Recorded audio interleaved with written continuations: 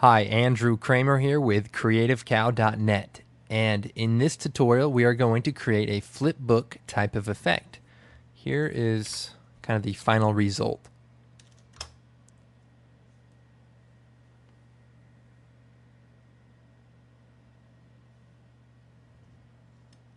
Okay, so as you can see, each frame is kind of flipping up, and underneath it is the next frame in the sequence as it speeds up back to real time. Now, just so you know, we are not going to be creating individual frame effects. So we're not just going to take the first 10 frames and give them a page peel effect. It's actually a procedural effect that is applied to the entire footage or sequence, and using the time remap function, that's how you will be able to get it to start slow and speed up back to real time. So if I click on time remap, you can see my curve kind of goes from slow up to fast all the way up to real time. Now, just so you know, it took several hours to get this effect to be as streamlined as it is now. So I hope you guys can appreciate that. Also, it's come to my attention that not everyone who watches these tutorials is a native English speaker. So I've decided to just slow the pace down just a little bit so that people who don't speak native English can at least follow along visually. So let's go ahead and get started. What I have here is in my footage folder, I have a running.mov footage. And it's just some footage I happen to have on here. And what we're going to do is create a new composition. So the first thing I'm going to do is drag this footage into the Make New Comp button, and it makes a new comp here. Now the next thing we want to do is pre-compose this layer. So I'm going to choose Layer, Pre-compose, and I'm going to leave all the attributes in this composition, and I'm going to type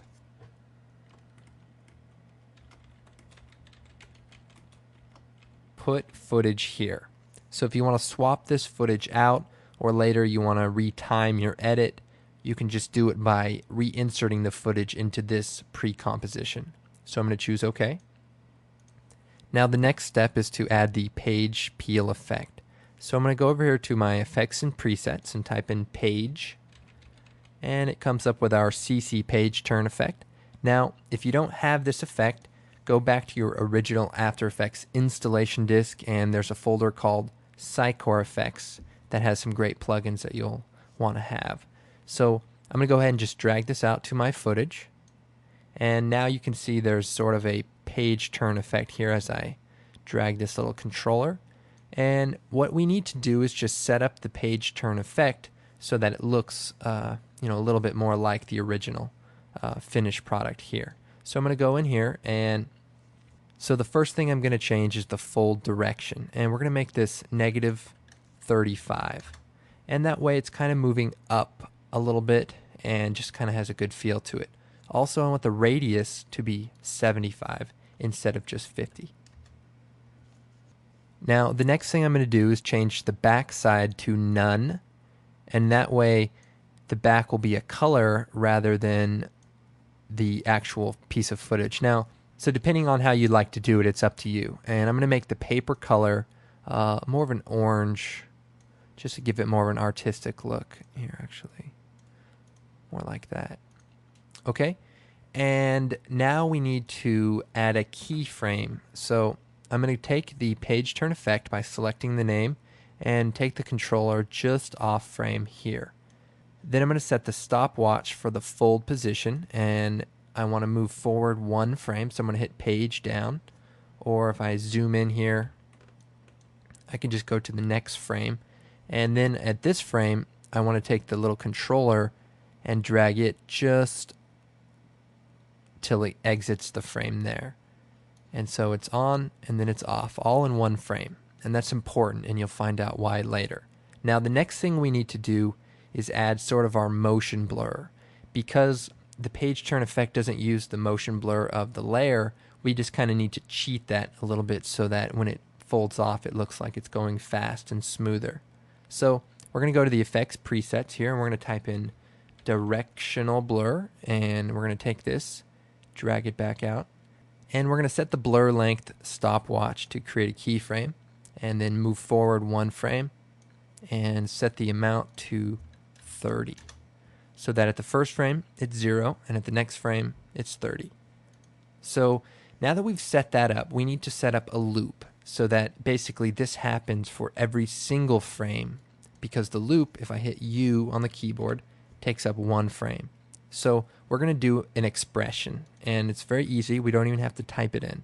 We're going to Alt-click on the stopwatch, go over here to this little switch here, and we're going to go down to Property and come up to Loop Out Type equals Cycle. Number of keyframes, 0. We're going to hit that, and it types it in, and then just click in the gray area to set that. And then likewise, we're going to Alt-click on the directional blur, click on this, Property, Loop Out, Cycle, number of keyframes, 0. And just click out. So what that's going to do, and you won't really be able to see here, but basically it's going to loop this effect. Now, the next thing we need to do is kind of make this page turn effect look a little bit more artistic. Right now it's a little bit flat. So what I'm going to do is take these two keyframes by selecting them and dragging them out a little bit further just so I can see the animation. So as you can see, it's kind of flat, and I want to add a shadow. Well, it's a little bit tricky, but what I have to do is duplicate this layer. So to do that, I'm going to choose Edit, Duplicate, and then I'm going to hit U on the keyboard to bring up the keyframes. So for this top layer, I want to change the render mode of the page turn effect to backside. And that basically means only this portion that turns up will render out. So if I shut the eye off, you'll see that it's all by itself. Now, for this bottom layer, we also want to change the render mode to front side only, so that now all it is just this portion. And the reason we do that is so that we can add a drop shadow that applies only underneath this layer instead of the entire layer. So I'm going to select our top layer, go to the effects presets, I'm going to type in drop shadow, and then I'm going to take this drop shadow effect, apply it to the top layer, and we want to change the direction to the same direction as the full direction, that is -35. So we're going to change that to -35, and that way the shadow is kind of going in this direction. Then I'm going to change the softness up, so I'm going to drag until it's kind of a nice soft shadow and bring the distance to a little bit more also. Then we can increase the opacity to make it a little bit darker, say 70%, and that looks pretty good. Now, likewise, I want to add a shadow to this portion down onto the paper that would be underneath it, or in this case, the frame that comes afterwards. So I'm going to turn on the toggle transparency so we can see, and I'm going to drop this drop shadow effect onto our bottom layer. Then on this layer, I'm going to go in here and change the direction. Actually, that's a good direction. And we just want to change the distance a little bit and bring the opacity up and maybe the softness just a little bit. And that way it kind of casts a shadow onto the frame that's going to be underneath it. Okay, so that's all we have to do for now. And the next thing we need to do is just, if we hold down Shift and hit U on the keyboard, we can bring these keyframes back to occupy only the first and second frame. So as you can see, it's frame 1 and frame 2. Now you may notice that I'm working in frames only. So if you want to do that, just go to the project settings and change it from timecode to frames, and that'll just let you look at frames only. So I'm going to hit OK. Now let's go ahead and move on to the next step. So I'm going to go back up to my project, and you can see this composition is called running. We're going to call this first. And this is the first composition basically in the cycle. And then I want to take this and drag it into a new composition.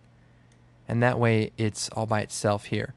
Now the other thing we need to do is come back to our first composition and copy an instance of our footage into this composition. So I'm going to select the layer, choose Edit, Copy, come into here, choose Edit, Paste.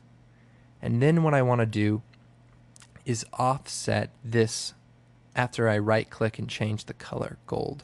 I want to offset the first layer 1 frame, So if I zoom in, I want to move it over just one frame. And then I want to put this footage, which is an instance from here, copied into here. I want to put this underneath it. And then I want to go to the effects controls and just shut them all off. And we could delete them also, but I'll just shut them off for now. And the reason we want to do that is this is going to turn up. This page is going to turn up. And when it does, what needs to be underneath it is the frame that follows.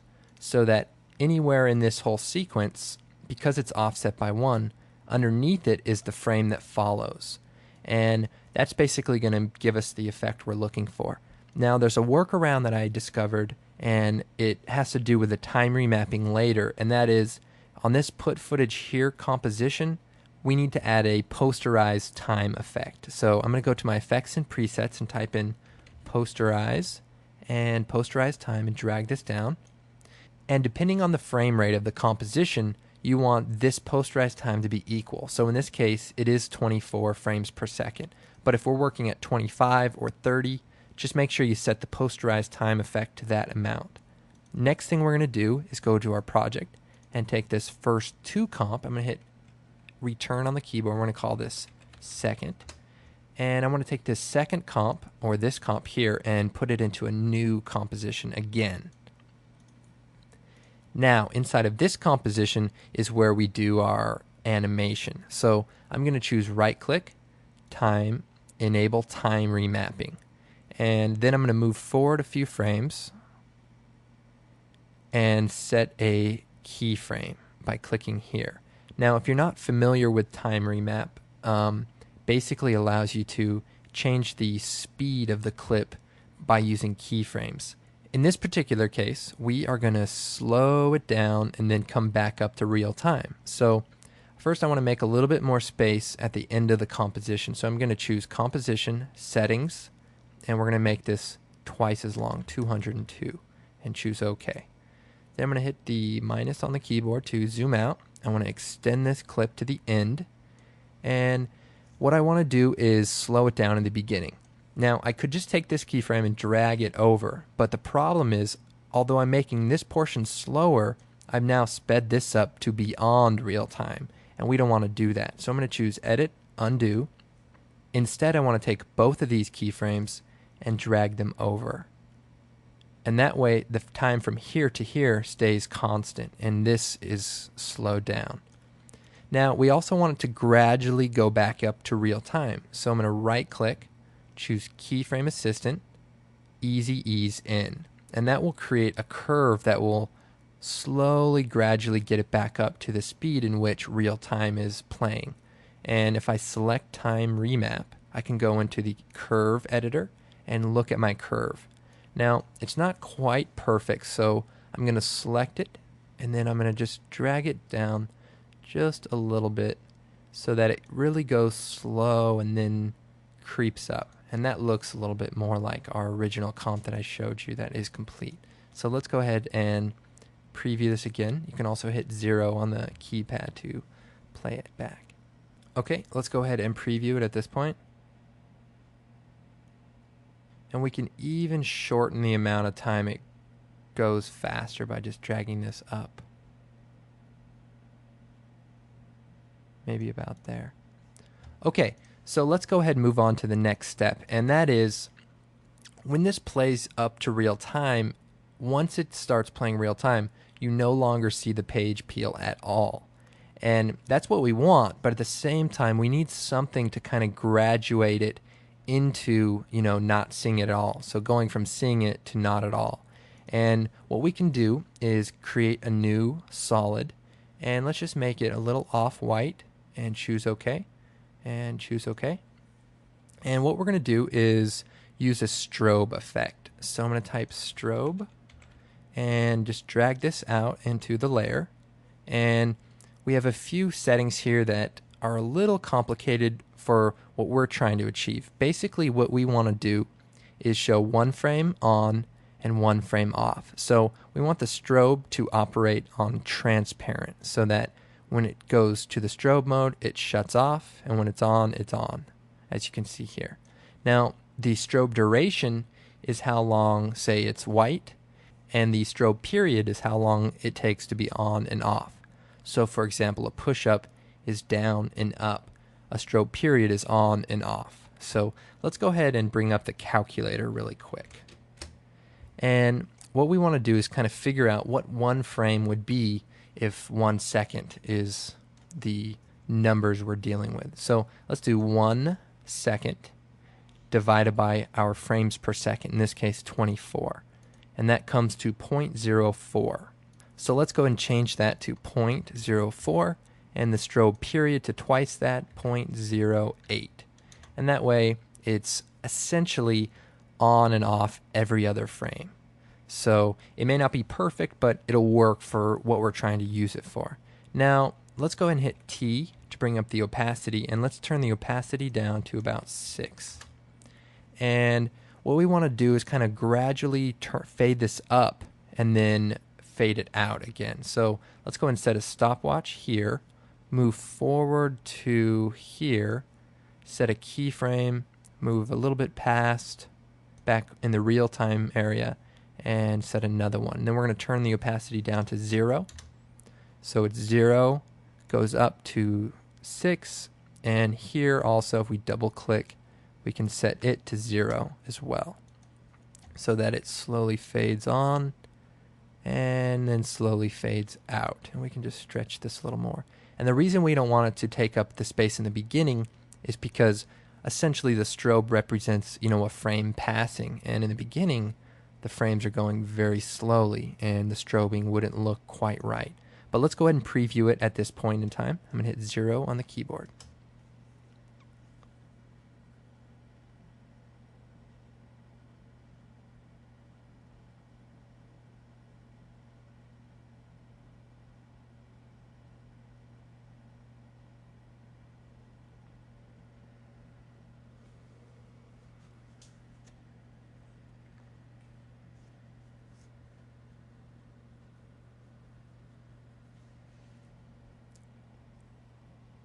Okay, let's go ahead and play this back and see what we have.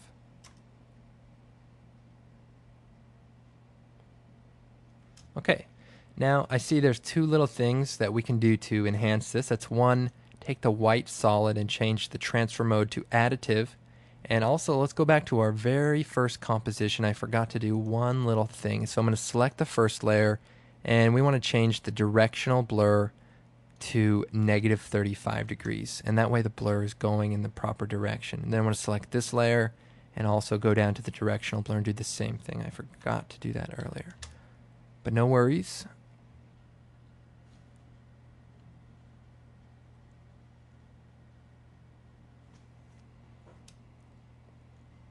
Well, I hope you enjoyed this tutorial. I'm Andrew Kramer with CreativeCow.net. You can also visit my website at www.videocopilot.net. We have a lot of great video tools and products and other tutorials, so please check us out. Thanks for watching.